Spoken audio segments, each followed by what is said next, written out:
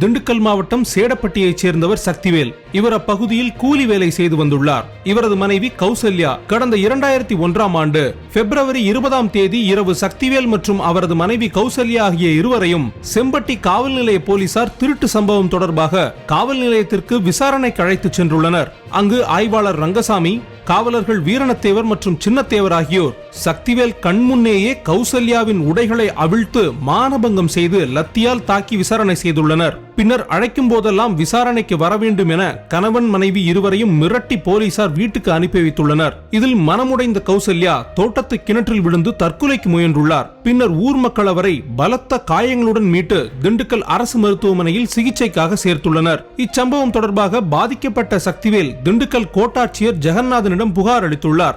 பின்னர் மனமுடைந்த சக்திவேல் விஷம் அருந்தி தற்கொலைக்கு முயன்றுள்ளார். இந்நிலையில் மருத்துவமனையில் அனுமதித்தும் சிகிச்சை பலனளிக்காமல் சக்திவேல் கடந்த 2001ஆம் ஆண்டு பரிதாபமாக உயிரிழந்தார்.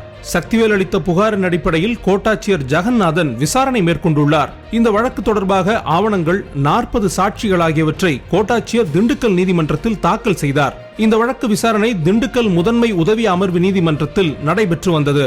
வழக்கு விசாரணை முடிவடைந்த நிலையில் 24 வருடங்களுக்கு பிறகு இப்பொழுது நீதிபதி தீபா பரபரப்பு தீர்ப்பு வழங்கியுள்ளார். அதில் அப்போது செம்பட்டி காவல் ஆய்வாளராக இருந்த ரங்கசாமி, கான்ஸ்டபிள்கள் வீரணத்தேவர், சின்னத்தேவர் ஆகிய 3 பேருக்கும் 10 வருடம் சிறை தண்டனையும் ரூபாய் 36,000 அபராதமும் விதித்து தீர்ப்பளித்துள்ளார்.